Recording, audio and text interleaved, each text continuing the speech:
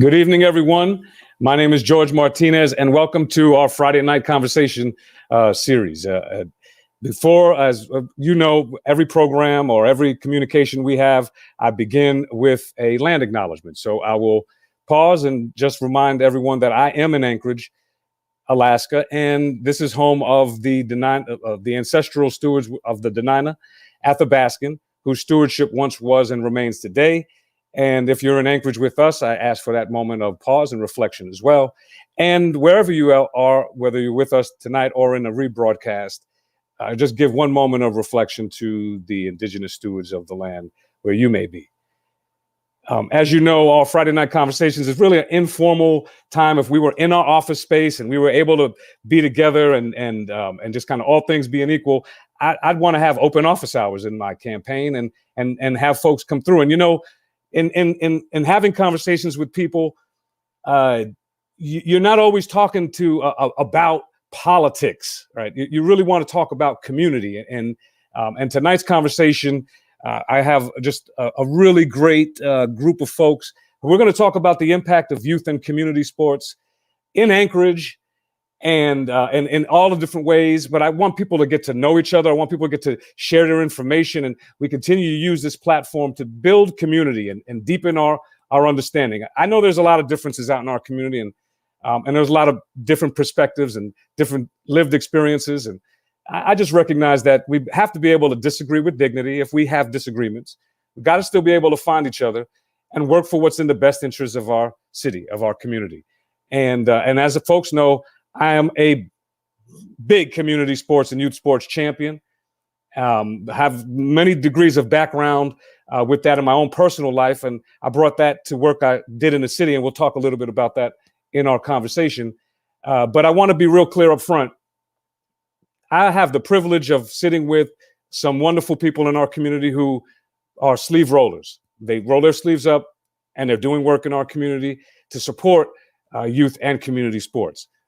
Presence with me tonight is a conversation, and it's not a reflection of anyone's endorsement of my campaign. So an appearance with me tonight is just basically the interest of having this conversation in public. And so we can celebrate that value of being interested in having that conversation and sharing that with other people, even more than what political backgrounds or who we're supporting it. And you know, obviously I am running for mayor and want to encourage all the folks that are watching this to visit my website, george2021.com, learn more, share your vision, and let's work together to move Anchorage forward. But community sports, critical. Let me introduce some folks and have them introduce themselves, and let's just get into a Friday night conversation, everybody. So I'm going to bring different people on our screen, and I ask for everyone who's out there, again, just a continued grace because we're doing mic checks in real time, and this is also, we're meeting each other to some extent. So hello, everybody. I'm George Martinez. Nice to meet you all. If I haven't met you yet, I'd ask, and we could start with Tanya, who I do know well. If you could just all introduce yourselves briefly, just a little bit of background to your relationship with this subject, and then we'll have some conversations. Anyone that's watching or visiting online, they may be able to share some questions too, and hopefully we'll have some real-time questions and answers from folks. But so Tanya, want to introduce yourself and then call the next person? Yeah, no, absolutely. George, I first wanted to thank you for sharing this space with us to have this important conversation.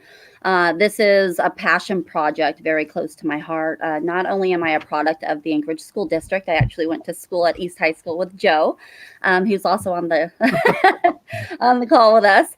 You know, I was fortunate enough to receive a collegiate scholarship, and I went away and I played sports abroad and graduated and quickly came back home realizing that the grass was not always greener on the other side. And I immediately went to coach varsity sports for the Anchorage School District over at West High School, basketball and softball, moved over to South a few years later and continued basketball. But really where my heart lies is with the youth development leagues, which I was able to be a part of and have been a part of. from everything from the YMCA, Boys and Girls Club, Anchorage Sports Association. I've even been involved with Heart Ski over at Hilltop, and most recently, I serve on the board for the East Anchorage Eagles of the Pop Warner Football League, and helping to bring football closer to the community and making it more accessible for our friends on the east side of town. So I'm happy to be here. I have kids who currently play hockey and football and all sorts of other sports. So we say that in Anchorage, we are 3 degrees of separation, and in the sports world, it's truly considerably less than that. So thanks for having me today. Absolutely. And so, who would you like to hear from next as the intro? Oh yeah, I'm gonna do a shout out to Joe, fellow East Sider, Beavers. Thanks, Tanya.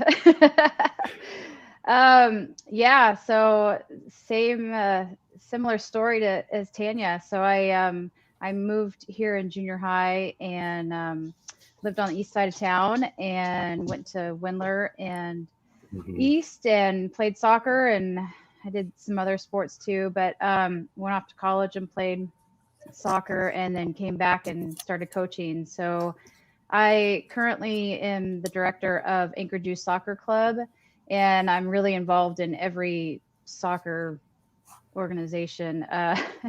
Whether it's high school, I coach at East currently. We're getting ready to start our season here in a couple weeks, and I coach ODP and I coach club and little kids, big kids, boys, girls. So I have my hands in all of those pots. I sit on a couple boards too. So but yeah, so it's nice to be here and talking to other sports enthusiasts. Absolutely. Well, thank you for being with us, Joe. Who would you like to hear from next? Well, Khalil, I'm sure I know you in some capacity in the community, but Matt is a good buddy of mine. We go back, almost 20 years now. So Matt, wow. Mike's yours. That's kind of how I was going to open up. Believe it or not, about 25 years here. I have worked with everyone that I can see on the screen except you, George. I'm what they call the decades-old Anchorage media personality, for what that counts for. Still these days, I help out with the Anchorage Daily News. I also co-host what is the only, as far as we know, local sports radio show, the Sports Guys, on Saturday mornings at 11 a.m. on KHAR CBS Sports 590 with veteran Kurt Hyder, who's been here even longer than I have. Wow. And my role in sports in this community, I have some children that are part of it, but also I've been fortunate now for the better part of 3 decades to tell a lot of the story that's involved, whether it's youth from the youngest levels up to high school. Obviously, that's kind of where I made a lot of my hay, covering Tanya's husband when he played for the Aces, believe it or not, making Chris a superstar that he still thinks he is to this day. And believe it or not, I'm Michigan born and bred. I wear that on my sleeve quite a bit, but I've learned to really appreciate, especially the people here. Whether I don't have a real rooting interest, regardless of who I'm related to or what have you, but I really do care tremendously about these people, and the being able to tell their stories or be part of them growing up has been pretty unique and pretty special for me. And with that, I'll throw it to Khalil, because, again, another guy I've worked with, him at Service High, running that football program. Khalil, it's all yours.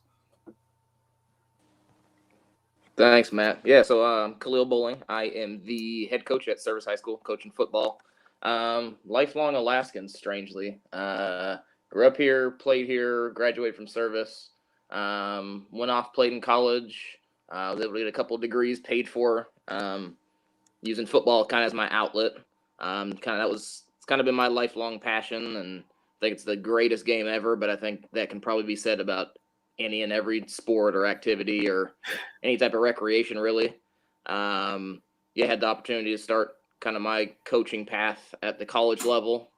Ended up back here, fortunate and blessed to have an opportunity to, start giving back at my high school, and It's a journey, and every year you get a new batch of guys, and every 4 years you get a class graduating, and it's kind of that unique opportunity to really be able to get hands on and try to help shape and frame the realities of people, and kind of just opening opportunities for different people to use and um, leverage their activities and the things that they're interested in to their benefit. And I think sports, especially at the high school level, I think it's the most impacting, most far-reaching, I think, type of thing that you can be doing, and as from a professional standpoint. And I get that.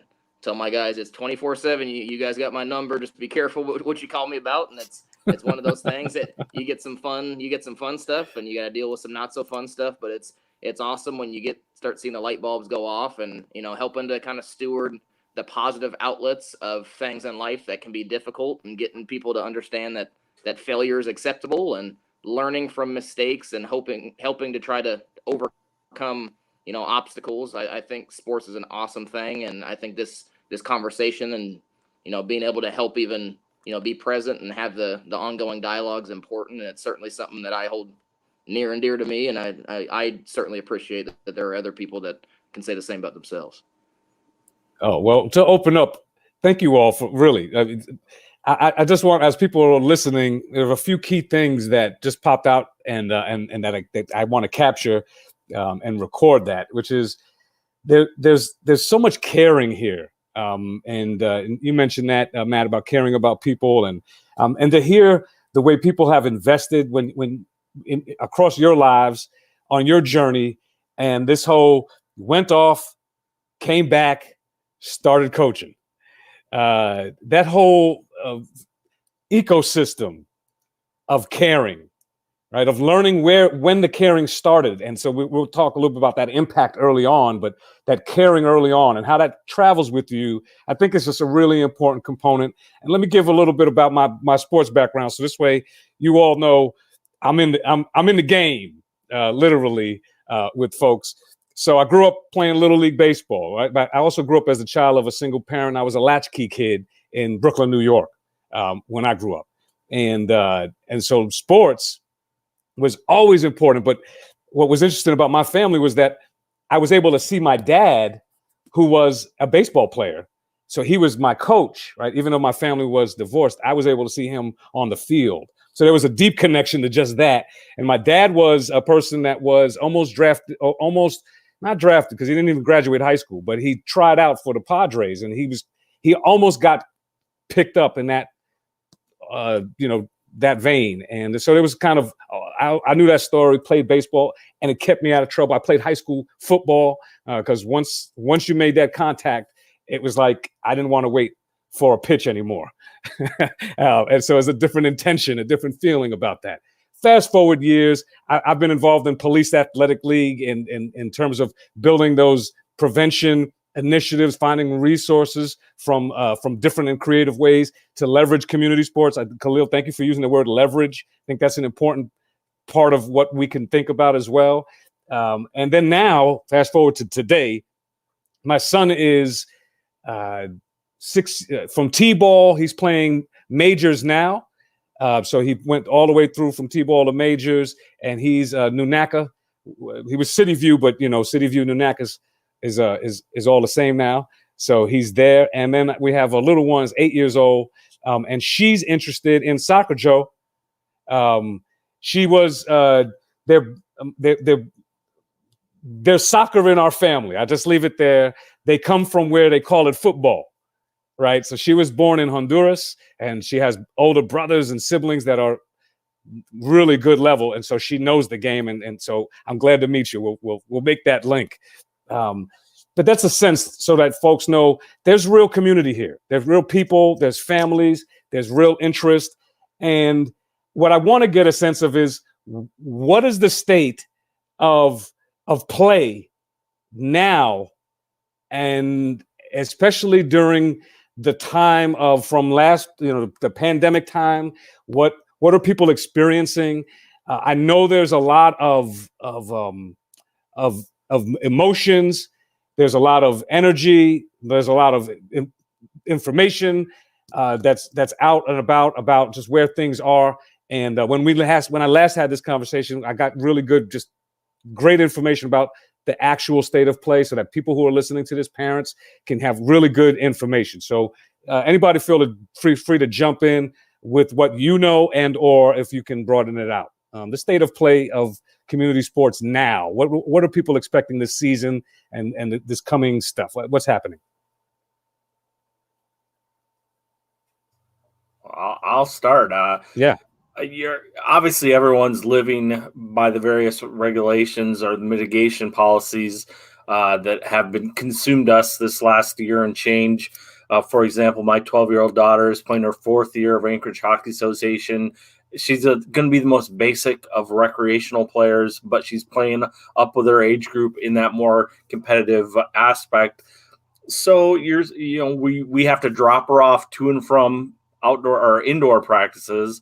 Outdoor practices and games are where they've been happening a lot. We're supposedly not supposed to stay for the outdoor events, but I think people have started to look the other way, and you're outside and you're getting fresh air and you're wearing your mask and all that. So I don't think whatever fear factor might have been there several months ago, I don't think is there. I don't think it's so much of a nuisance as much as kids and parents and volunteers and coaches have realized, and the cliche and the edict of making the best out of the situation has really taken over in the best possible way. And you're seeing that here in the Anchorage School District. They're playing basketball games, but they're playing them essentially in closed gyms, and the teams are spread out like you see on college and pro basketball games when you see them on television.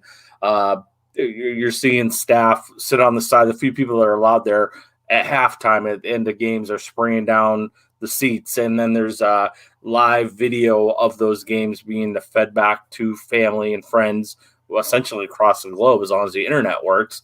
Again, caveat for that, I'm really shocked the bandwidth has worked essentially through all of this, whether it's student learning all day or whether they're doing this or whether they're running a Twitter feed.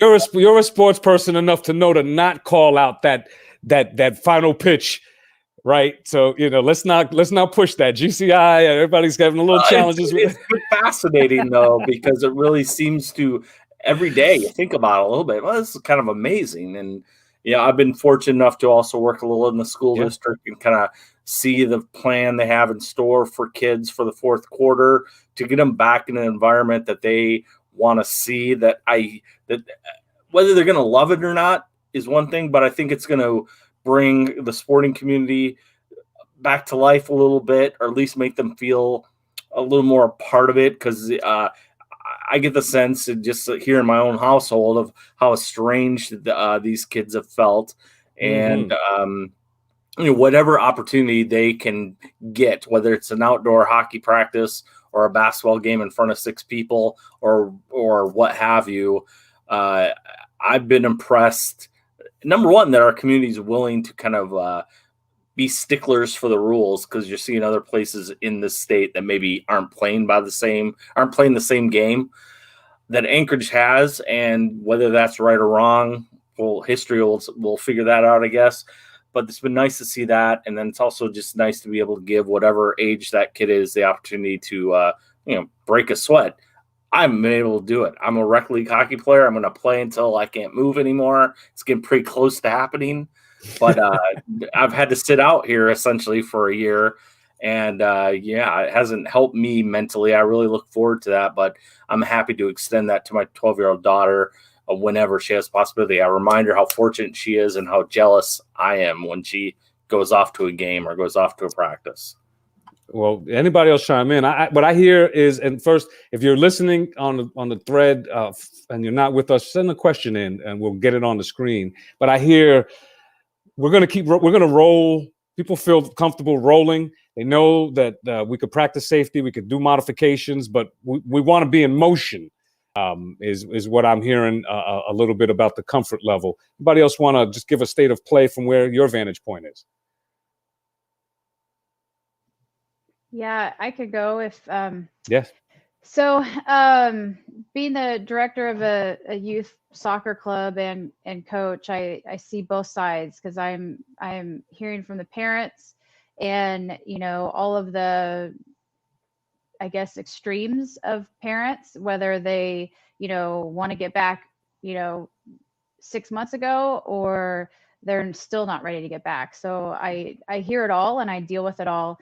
And finding that balance has been difficult, but I think because we've been in the land of the unknown for so long, now that it has been so long, we have a little bit of history underneath our belt that I think people, I notice, are starting to feel a little bit more comfortable. As a soccer club, we've been playing soccer since May, and it's been modified, depending on what phase we're in. We are a sport that has a governing body, our state association, and then they're governed by USU Soccer. So we've had a lot of leadership kind of trickling down to the clubs, which has helped, I think, kind of take the pressure off of everybody. Because it's easy to say, well, this is the rule, this is what we're having to do. If we want to play, this is what we're doing. So that's kind of helped. But I think the huge thing that I keep reminding people, knock on wood, is since May, we as a soccer club have not had a single crossover from COVID. So we've had people come to practice and end up testing positive after the fact, but it has never spread from kid to kid or coach to kid or kid to coach, which I think is huge. That is good news. With that being said, we've been working really hard to make that happen. So we've been following everything, and I think people, of course, were annoyed at first, and then I'd always ask, especially the teenagers, they're just chomping at the bit, and I would say, well, if I told you could play in a game tomorrow, if you had to wear a mask, would you do it? And they're like, well, of course. And I'm like, okay, well then do it. And then they would kind of, change their mindset a little bit of, this is kind of what we're doing if we want to play. And so that's helped. So the people that do feel comfortable playing have been, and we've been successful to offer practices, training, games, whether it's scrimmages, or right now we're in the phase of we can play against other teams within the municipality. So we're have you found things confusing, Joe? Like, have you found information from the local, or the differences between the state and the local government? I know you talked about leadership from your governing bodies, right? But give us a little insight to how you've interacted with that balance. Yeah, so I started participating in the echo calls, that they were weekly and then they were bi-weekly, and that helped a lot because I was getting information straight from the source. And there's a lot of confusion because, again, I'm dealing with parents and coaches and players, and I get that, well, they're doing this or they're not doing this, looking at other sports or other organizations. And, it's just what I tell my kids, well, that's what they're doing, this is what we're doing. And so that's helped a little bit, but getting that information directly from our state officials has helped, and being in those echo calls, but that's very time consuming. So I'm glad that I did that because, sometimes when you go on websites, there's just so much information, it's hard to find. What you need. And of course, everything's changing, and it's a lot easier to just ask your neighbor or ask a friend or ask, maybe a coach of what we're supposed to do or not supposed to do. Like, we've had some teams travel recently out of state. And so the whole travel mandate has recently changed.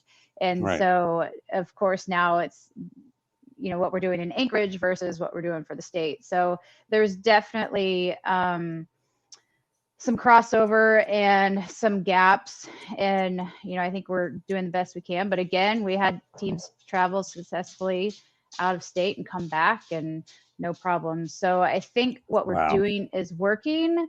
And now that we're getting a little bit of time underneath our belt, I think people are starting to feel a little bit more comfortable.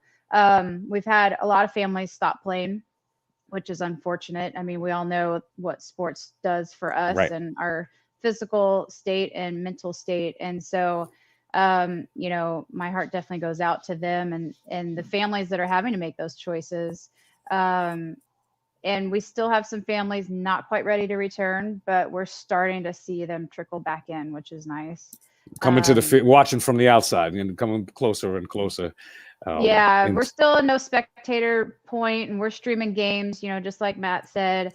But they're starting, I think, to see. I mean, they look at the numbers, of course, it's reported, and I think with the vaccination coming out is starting to help people just feel a little bit more comfortable. Have confidence.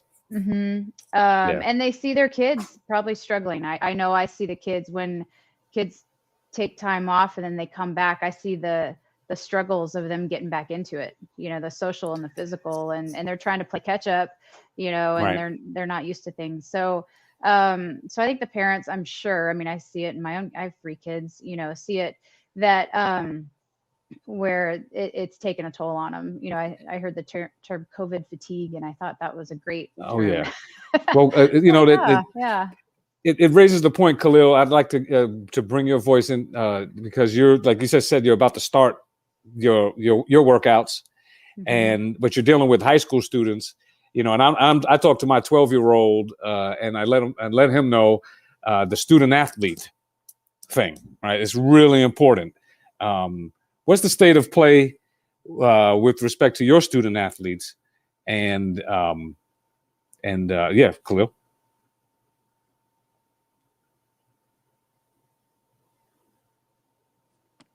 Sorry, can you say that again? I think my audio's cutting out a little bit. Oh, just knowing that you're dealing with student athletes, and like, where are they? What's the state of play for your student athletes with respect to both the sports part, but the student part? How has the year? How have they been impacted? So that's I think for at the high school level in particular. I know I can speak for my my school population. I think the tough thing, anytime you start dealing with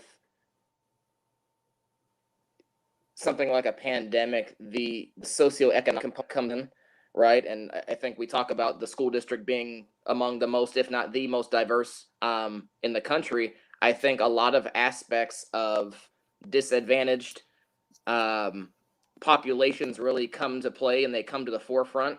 I think the academic side, to take students who are used to the in-person format and model and 100% change the delivery over to electronic communication, I think for a lot of families has been difficult. I know early on there was the aspect of internet and connection speeds and really just trying to provide those resources and opportunities for students, even just to maintain. I know for some of our high school guys, we have some guys that are overachievers, but we also have those that are not in that position, and it's been tough and difficult at times to try to provide resources and the necessary components for them to, I think, get a quality education that I think everybody does deserve. And I think that's the thing I would imagine throughout the city that's been a struggle for many people is trying to just maintain a certain standard of quality delivery and a quality education as they develop and they get older. I know the younger populations, like my mother, she's an educator, she's a second grade teacher, and I can only imagine the circus that is sometimes to get 5 to 7 year olds sat down and trying to understand and learn, the procedures of online education. But I'd say even for some of my older guys, there's times that you got to stop and remind them that school didn't get canceled, and it's getting them to realize that an education is important. And I personally I'm not a proponent of the social media thing, and it's trying to remind them that real life is a cool thing if you're willing to open your eyes and put your phone down. And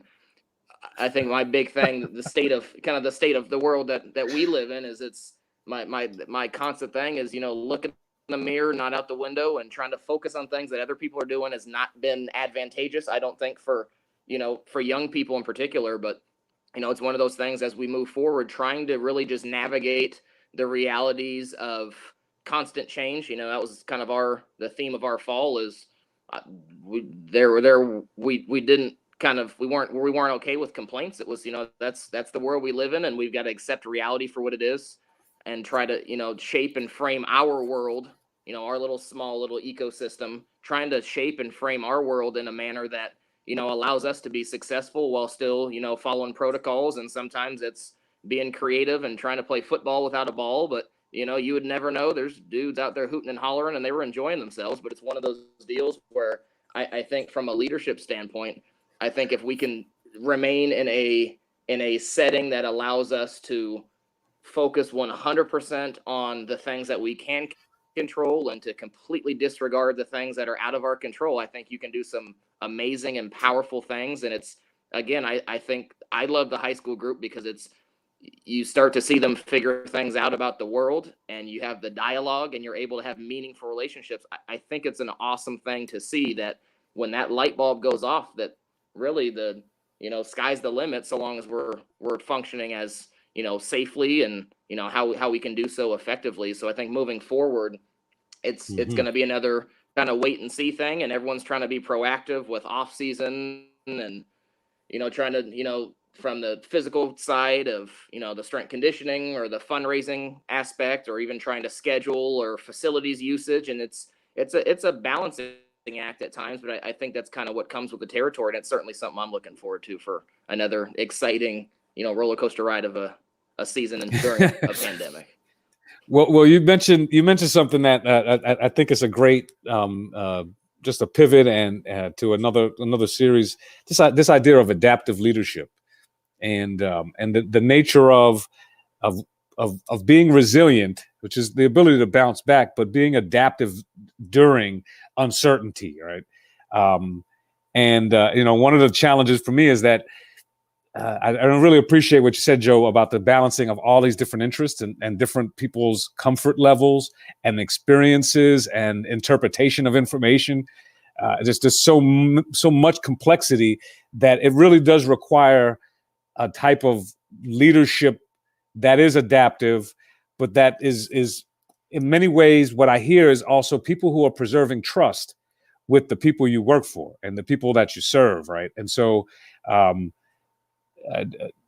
Tanya, I'd love to hear your reflections on the nature of both the state of play, but then also a little bit about that relationship of this community sports and how it builds trust.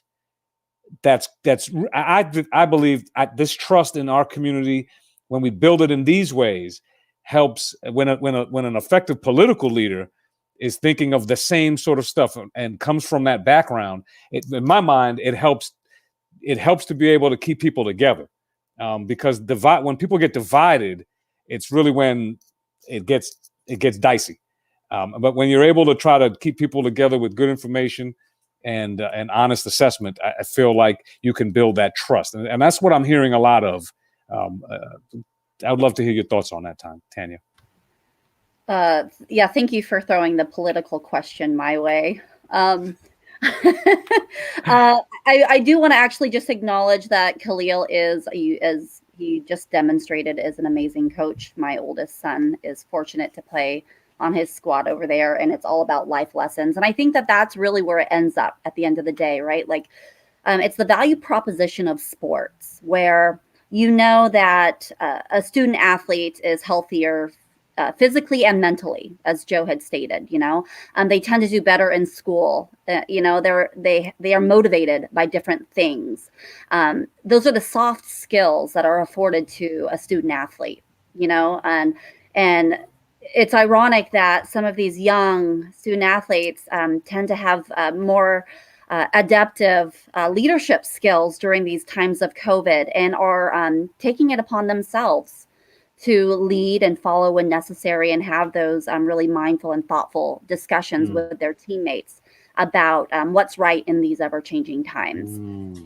I think that really what has been the most disruptive to the community, and therefore impacting the ability to trust when it comes to our politicians, is that, when you are putting out emergency orders and attachments associated with them, that they're not consistent, that they're not consistent across the board in the way that each one of the sports implements their mitigation plan. Now, mind you, there are different types of risks in close contact and physicalities with different sports, but it's all a matter of equitability and accessibility, not only to the sport, but also to those mitigation and those COVID testing that the city was putting on certain segments of sports. You know, one of those things was EO18 attachment 5, which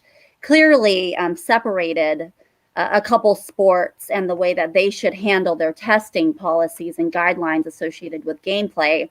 And they were distinctively different than what the other sports were having to follow. Now, this isn't pitting sports against sports. It's not that at all. Right. It's a matter of, if you are going to come down with rules, let them be consistent and fair across the board, and let them be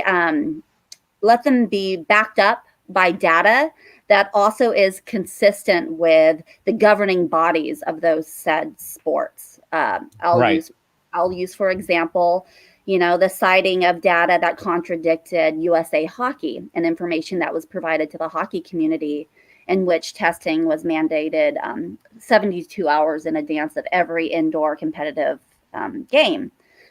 Therefore, our student athletes moved their games outside, and they moved their games out to the Valley. And I know that Joe and Matt both have athletes that are playing hockey, and so they were impacted.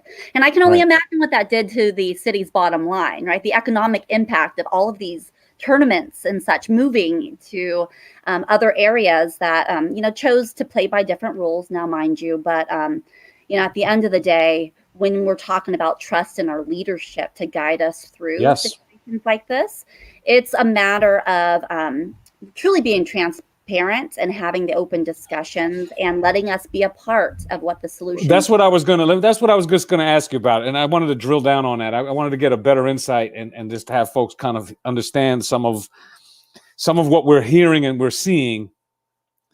So what you're describing, Tanya, is that some of the attachments to the EOs that contradicted governing body or contradicted kind of some of the information that was provided from some of the different sports and whatnot, that those attachments and those guidelines locally were not created with the leadership that we have here on the line or others.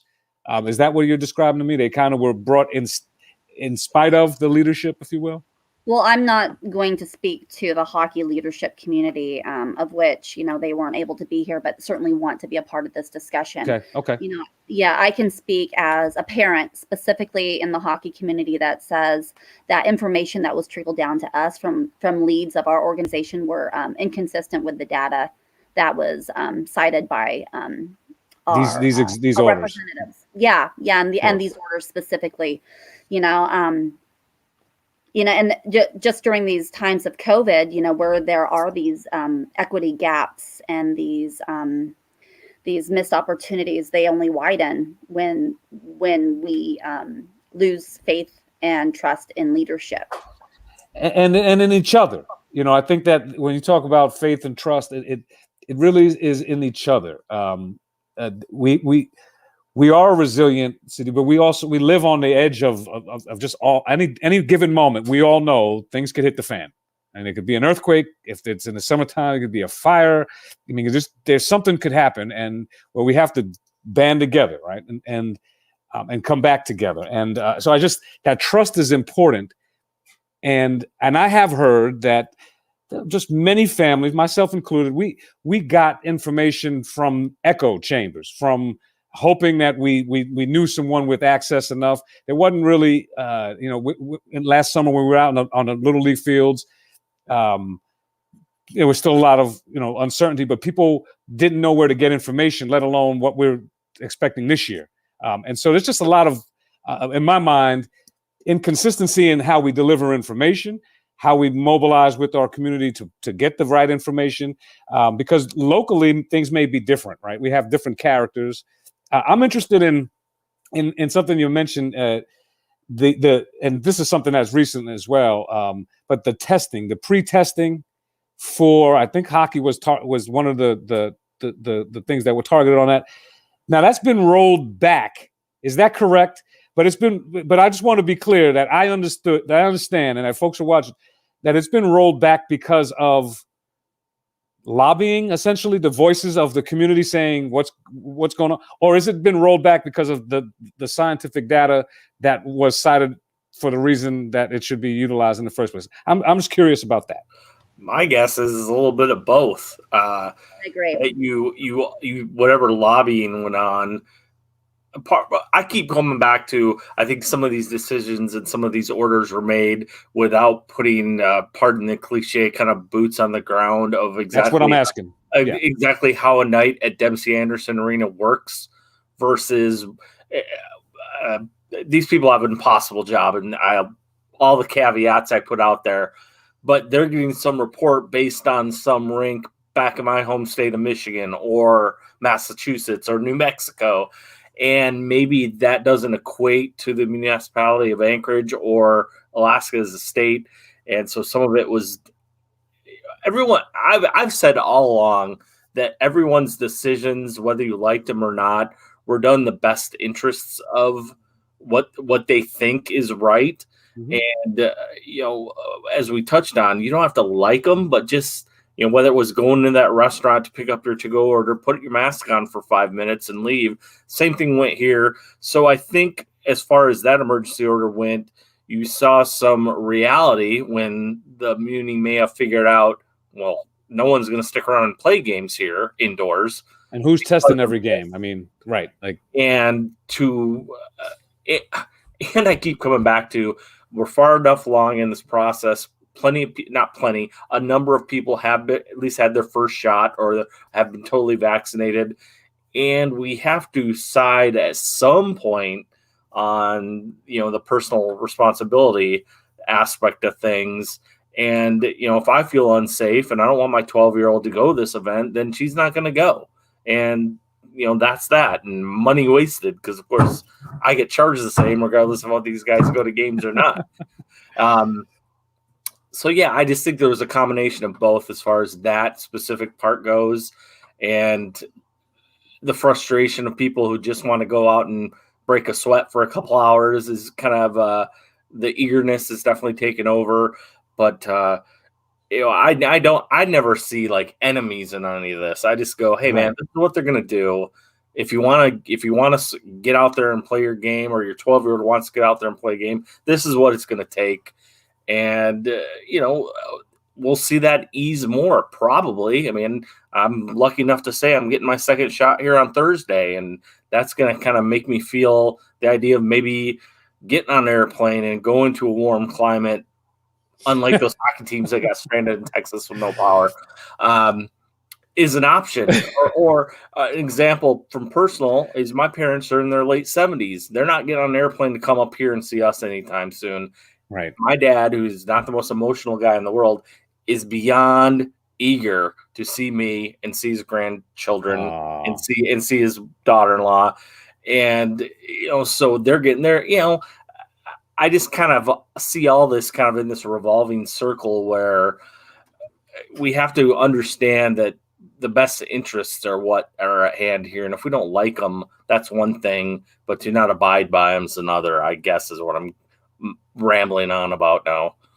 Yeah, and I hear you loud and clear. And from my perspective, part of the challenge that I have is that in the midst of holding people to that hopefulness of the best intentions, is also recognizing that when people have disagreed on all different sides, there's been a lack of, from my mind, there have been some folk who are willing to point fingers and to call names and to kind of really get into some of the things that don't help operationally anything that what you all are talking about, whether it's managing all the different mitigation things, plans, the different bylaws and guidelines from the different organizations, the community interests, the families, the young people. I mean, there's so much going on with all of those things that, one of the things in my campaign that I hope to do is by educating folks is to turn down political noise. is to really turn down the toxic, what I call toxic partisanship, where it becomes this kind of us versus them. When I think if the car's in the ditch, the real Alaskan thing is you just want to know if somebody has a shovel and a rope and can help you pull that car out. And I don't want to stop nowadays and say, well, does that person down in the ditch have a mask on or not? Am I going to help them out? I just want to remind ourselves that there's something more to what being in community is. And I think that the sports reflects the best interests and the best values of what we have in community. We don't always live those ways, but when we concentrate all those values, we have these experiences for young people. We have these experiences for adults who have been able to give back to our community in such substantial ways. They're growing leaders of tomorrow. I mean, Tanya, you mentioned the student athletes themselves, or the athletes themselves are taking on leadership roles and helping to create interesting and creative modifications. And that's what we really want anyway, in terms of the value of community sports. And more than that, give me perspective on how important us energizing, strengthening community sports are going to be to Recovery Anchorage. And I'll give you my perspective. I think it's critical. I think that getting us back into, and our young people back into motion is important. I think this year has been really tough physically. We talked psychologically. I think that's been really tough for a lot of people. I think we're learning ways to be safe. We always have to be ready to be responsive to higher order degrees of emergency, but we have enough resources to, I think, help now. What does it look like recovery-wise, and how can the municipality help community sports in this next level of bringing people back together, re-engaging this sport network, these different sports networks, and what that means to recovery? And Joe, and it's not lost on me, but you mentioned you're not seeing everybody come back, and now that's heartbreaking. I know that's true, and I'll talk to one of the things I want to do to help alleviate that as part of one of my initiatives. But give us some perspective on that recovery perspective from you all, and what the municipality can do to support the work.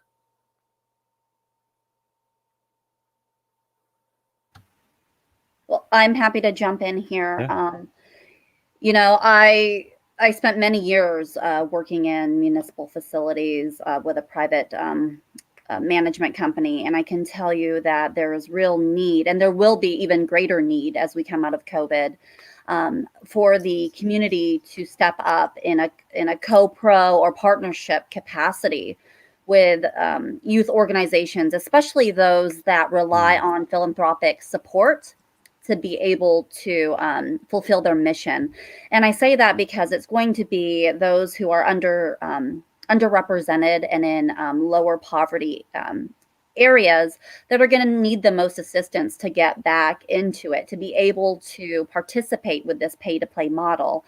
And the only way that that some of them are going to be able to do that after this pandemic and the associated financial impacts that it's had is to step up to the table and become a true partner in this, whether or not it is splitting associated expenses with an organization or just simply hosting free community events to get them back out there and get them back in the recreation world. Like, those are going to be so important, and reaching out to the partners that the municipality has outside of our square footage, and bringing people into Anchorage that can further support that mission of getting these kids active.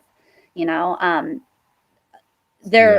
spoke to the value proposition, and it's even more important that we step up and put our money where our mouth is. Essentially, I would like to see, in a perfect world, getting sports back into the elementary schools, so that way these kids can at least be able to participate while they're young and grow some of that skill set. I know that is a tax dollar thing. But what can the Muni do? I see Joe shook her head on that. Joe, is that something that, sports earlier? Yeah, I mean, we see so much sports specialization going on.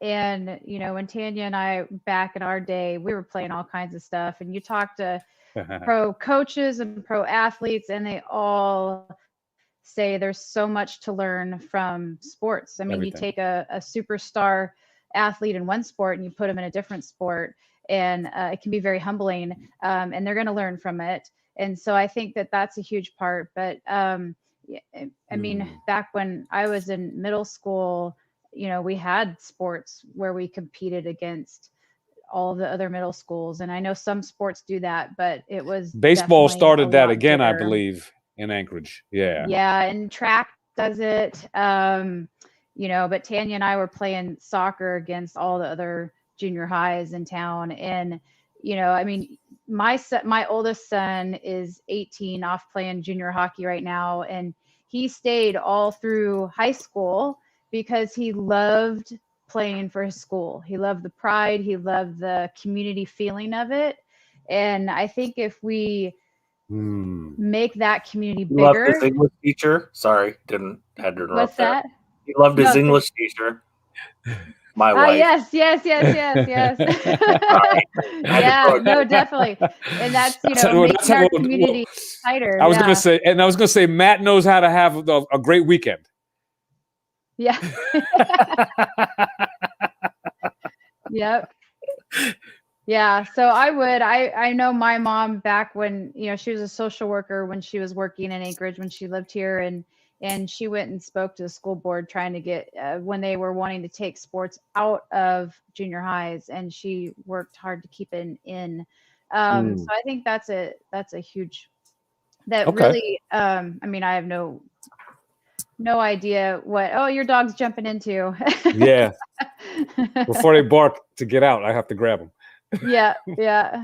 So I do. I agree with Tanya on that one. Well, let me throw a couple things out there, and feel free to just jump into. We're kind of close to the time, and I'd like to honor everybody's time.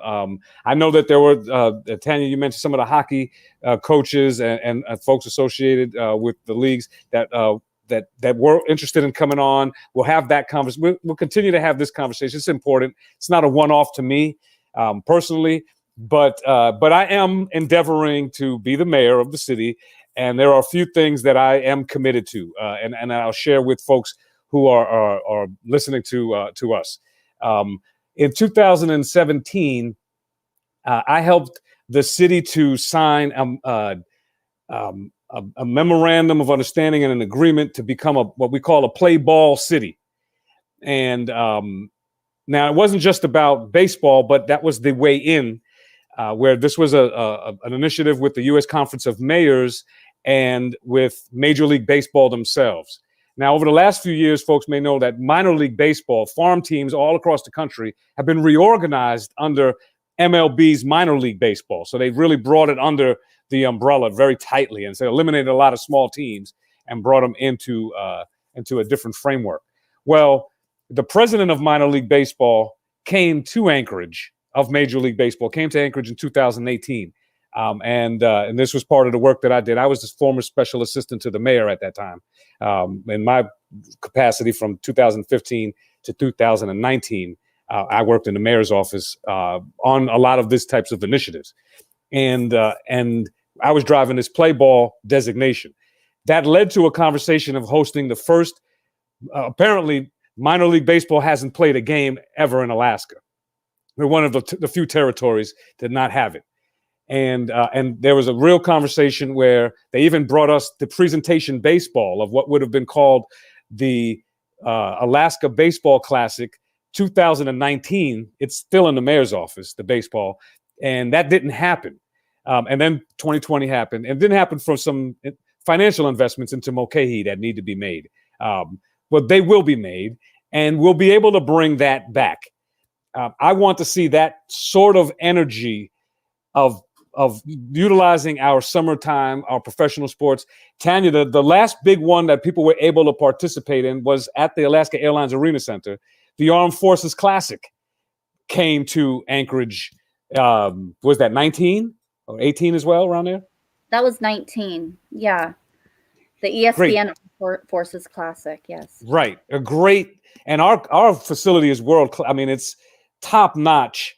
The Division II basketball. I mean, it's really a great facility that we have in town. So we have this infrastructure that we have to invest. Now, the good news is there's going to be infrastructure money coming from the federal government. So I see these investments as strategic investments, both in terms of the value of community sports. We all know, if you've been to Mulcahy and any little league, play down there for the camps, there's a lot of work that needs to happen. And I work with some former members of the board of the ABL that educate me on what we need to be able to do. So I see infrastructure resources going into that. That's critical to help drive that type of attention, that type of attraction. And somebody mentioned before that those outside in supports help shed light, help deepen our seasons. I want to see all of that sort of stuff happen. But the other thing that I definitely will commit to now with you all, I have done this already, so it's not the first time I've said this out loud, although maybe as we're meeting each other, it's the first time we're hearing it. With CARES relief money coming next round, something that didn't happen last year, I pushed privately for it to happen, didn't happen, but I'll commit to it. I want to eliminate all municipal fees for local sports, youth sports, for the next 2 years. I think it's important that when we're talking about Little League families, I know the work that it takes for Little League families to maintain fields, depending on what the economic foundations are of that part of the community, and let alone the cost for families to get involved. We pay those fees, whether it's ice time, whether it's the field time, in an aggregate related to the recovery and resources coming through CARES relief. We're talking a very small amount of money to be able to make sure that our communities have access to something that's going to help health and mental health in such a vital way. I want you all to be able to restart by not focusing on those costs, by being able to focus on how you get families back into the mix. How we continue to reach out and give more young people opportunities in the next 2 years to come back out. I want to really lower the barriers for families who not had that ability, and we do that by working with our leagues and eliminate those fees right out. So I think those are ways that we can start to energize and springboard in, but also the technical assistance and the resources to help the mitigation plans. I think those are all just par for the course. We should be doing that if we and to the highest level of our ability, so that if people are applying for outside grants, we could work together on. I love that idea of the co-partnering. I'm all about public-private partnerships, and our investment to this should be we could cover those costs. Let me add just one thing in terms of community revitalization or the energy we're talking about. Just within these last 24 hours, a window has opened, I think, and this is going for older athletes because I'm referring to the UA hockey program and the UA gymnastics program, both on the outside looking in as it is for a future and having to raise certain amount of funds. And just within these last 24 hours, you saw the Board of Regents grant both programs. There's some different parameters. They moved the goalposts a little bit, but I thought the most significant thing today is you saw the Seattle NHL team that's coming on the ice next season put more than lip service behind making basically North Seattle a real thing as far as the Seattle Kraken is concerned. And my volunteer work with the Safe Seawolf hockey program has sent around some of their social media, and I can just say the Twitter storm that's been created since this broke at 10 a.m. this morning, 11 a.m. this morning, has been unlike anything I've seen in a while. So in terms of bringing this community back and seeing some of what we used to have, the door is open, and it's just a matter of figuring out, what we want to do to see it stay open. And if you haven't looked at that, just go on Twitter or go on Facebook and look up Safe Seawolf Hockey and look up the Seattle Kraken. And all of a sudden, this marriage was created that kind of came out of nowhere. And there's some real something to look forward to, I think, that maybe wasn't there just a few days ago. I love that, and I mean, and I'll throw it out there. It was the Diamondbacks and the Rockies minor league teams were supposed to come here. We'll bring them.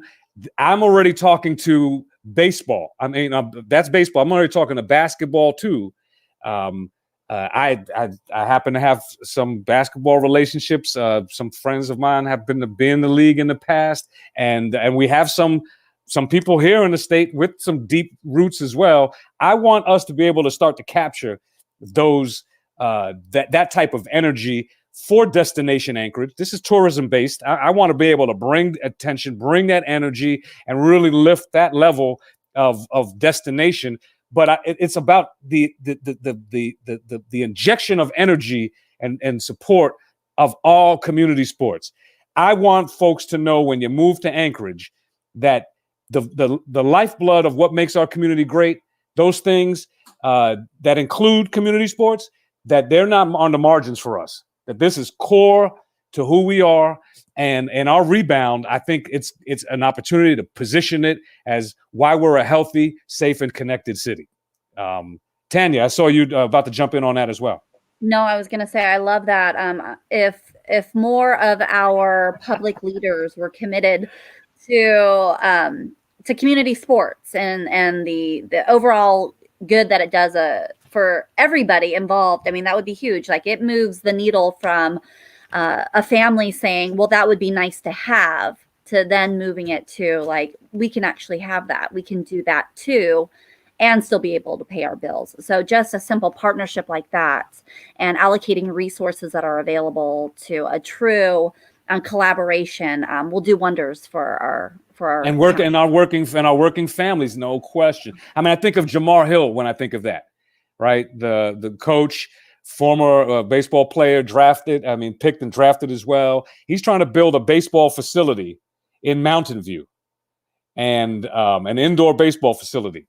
And I've been helping him navigate some of the municipal processes. But as everybody knows, sometimes there's permitting issues, and sometimes there's other issues, and not sometimes. There are lots of times, and in fact, most of the times, there are a lot of challenges to people being able to do stuff. I want us to have a city that's going to get to yes, is going to be able to support and see that these types of initiatives are strategic investments of our time, of our energy from the public perspective.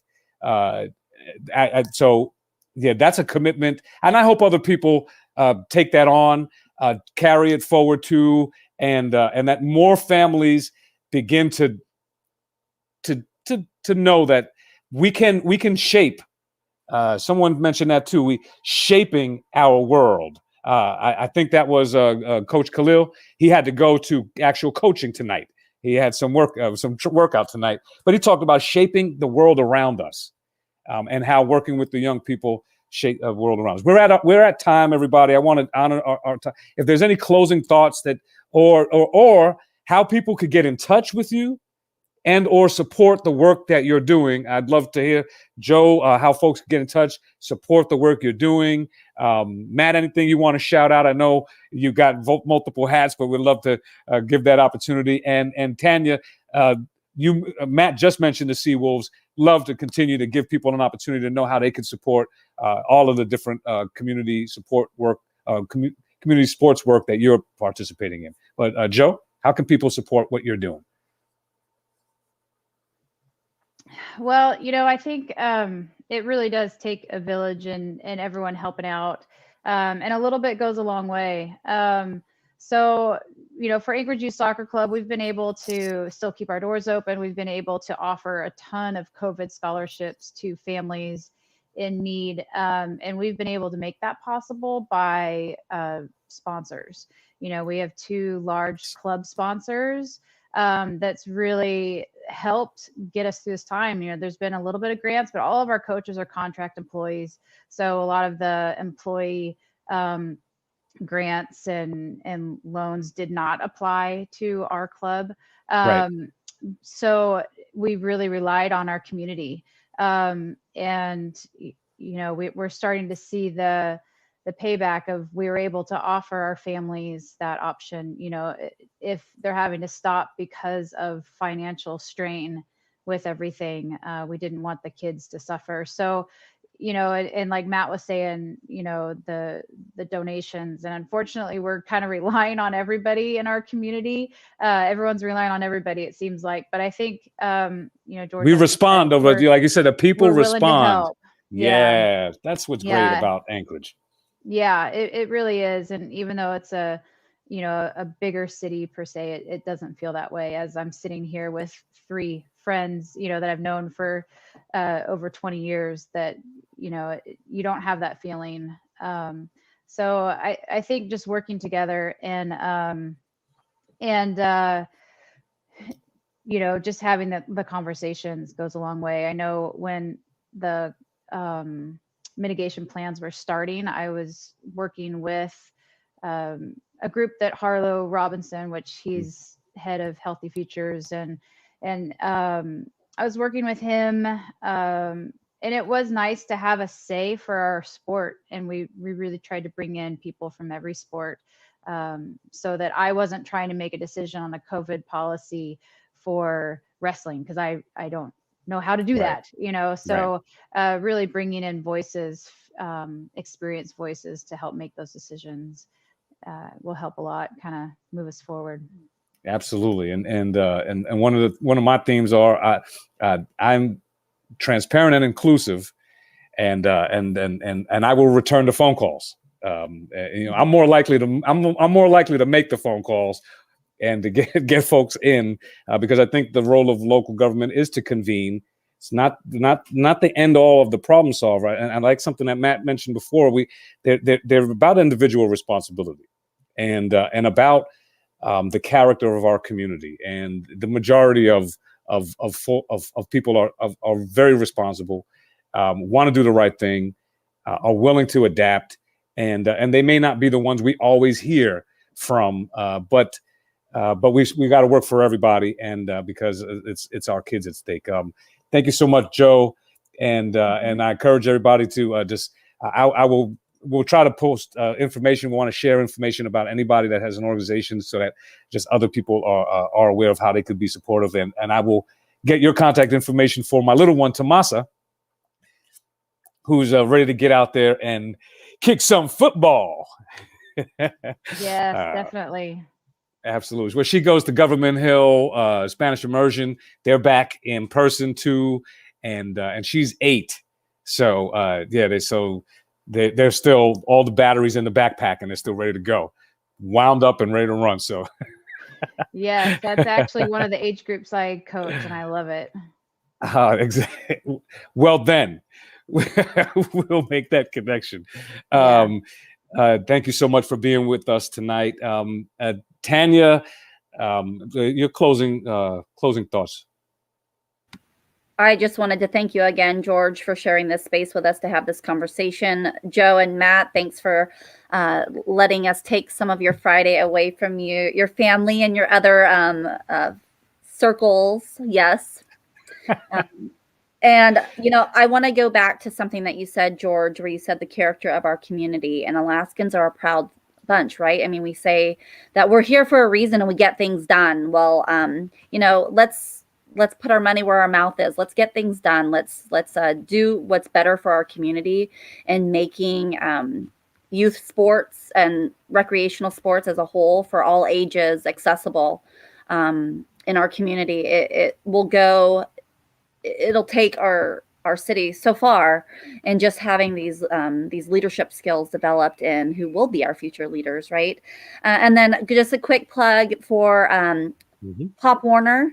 A lot of the families that we serve, especially on the east side, are multi-generational families. They have been hit hard because of COVID, and we are working on opportunities to have cost-effective and/or free offerings for these families to come out and to be able to get them involved Sweet. again. Yeah. That community was hit super hard initially out of the gate. Our football season started in July, and unfortunately in Anchorage, we were only able to field really one team at every division level in comparison to the Valley with 2. and Eagle River with 1. And we're hoping that doesn't stay true to enrollment numbers this summer.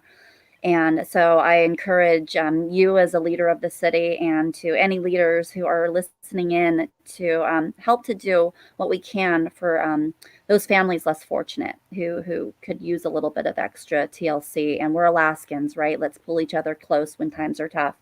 And then finally, a plug for UAA hockey. Yeah. What I didn't mention is that, in addition to my husband being a former ace, he is an alumnus of UAA, and I'm fortunate to work at the university. But yes, UAA hockey and gymnastics was afforded additional fundraising time.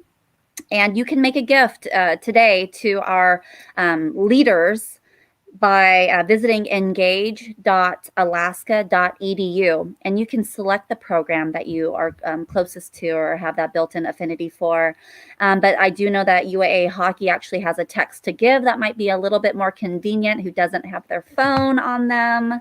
Text 41444. Text UAA hockey to 41444. That's 41444 UAA hockey. Thank you. Awesome. Then see, I know you are going to make sure to get those right plugs in there, and absolutely, and so that's text UAA to 41444. UAA hockey all together. UAA hockey. 41444. See, that's why I repeat it, because you got to make sure. Matt, any final thoughts, or are you good to?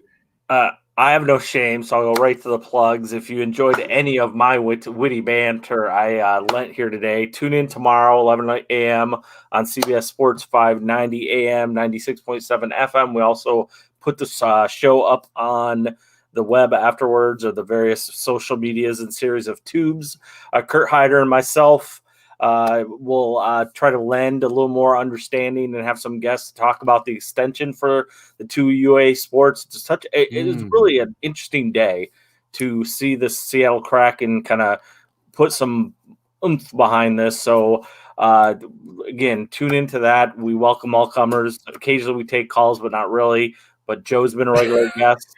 And George, I look forward to seeing what you have coming. I guess if I put my journalism hat on for a second, my only word of advice would be don't shy away from asking the tough questions, and more importantly, don't shy away from answering them. And I think that'll help build this community, whether it's sports or other avenues. Is we can't shy away from the tough aspect of things, and sometimes that's being uncomfortable. But I've often been in a position where I'm the guy asking the pointed question to make you uncomfortable. And but there's hold on, Matt. You got a tough question for me on the way out. You want? Well, I thought, like, on some level, I'm curious. You're seeing what's going on at the University of Alaska, and yes, that's got to be on some level the municipality's issue as well. I just am flummoxed beyond belief, coming from Western Michigan, and I lived half my life there, half my life here. I just can't figure out exactly what happened in these last since the Aces left. Let's say 5, 6, 7, 8, 10 years that we're in this moment in time where all this stuff's going away and we're doing nothing about it. Now, is that all because oil prices have plummeted? Okay, if that's it, someone say it. Someone just go, this is why. I'll tell you right now. And well, let me tell you first, the good news is I've been on the UAA Chancellor's Advisory Board for at least 2 chancellors through the last one. And there's an interim now, and I know the interim and have met with them even recently. In 2017, the then chancellor and the mayor signed a 5-year memorandum of understanding for an integration agreement to really deepen the relationship of UAA and the municipality, something that is longstanding, people have been wanting to do at a deep level, and it just didn't happen. And I was personally written into that memorandum of understanding with another vice chancellor, Christy Bell, was written into that as well. And so I know about this integration, I know about this relationship, and what I can say is we haven't had a clarity of a vision of how everything connects. We've had a city that has been siloed, and we've had a city that has basically grown up around the hopefulness of what the oil or extraction resources are doing, but we've been on a trend downward. We've had to, even before the pandemic, have the real hard questions as a community. What's next for the city, both in terms of industry and in terms of the strategic alignment of all of our assets to grow the city that we want. So I hear you loud and clear. And what I would say is it's just going to take willpower and a vision of what a university town looks like and how important it all fits together and why we have to have a symbiotic relationship. That's important. We have to have that as part of our vision for what is next for the city. That's the main reason. I think we're closer now because now you have this recovery.